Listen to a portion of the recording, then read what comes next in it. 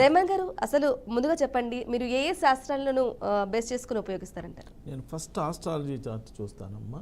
Okay. పిల్లవాడు పుట్టంగానే astrology chart చూపిస్తే first advantage ఏంటంటే ఈ అబ్బాయి వలన తల్లిదండ్రులకు అసలు ఎలా ఉంటుంది, ఓకే, ఈ అబ్బాయి ఏం చదువుకుంటే బాగుంటుంది, ఈ అబ్బాయి ఏ జాబ్ చేస్తాడు, లేదా బిజినెస్ చేస్తాడా, లేదా ఈ అబ్బాయి జాబ్లో గవర్నమెంట్ జాబా ప్రైవేట్ జాబా, మ్యారేజ్ ఎలా ఉంటుంది, సంతానం ఎలా ఉంటుంది, ఇలా బేసిక్ పాయింట్స్ ఉంటాయి కదా, అవన్నీ కూలంకషంగా చెప్పేసిద్దమ్మా ఆస్ట్రాలజీ చార్ట్.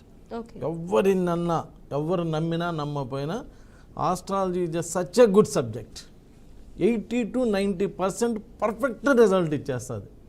ఆ మిగిలిన 10-20% భగవంతుడి చేతుల్లో ఉంటుందమ్మా. మనం చేసుకునే పాప పుణ్యాలు, మన తల్లిదండ్రులు చేసుకునే పాప పుణ్యాల మీద కూడా ఆధారపడి ఉంటుంది.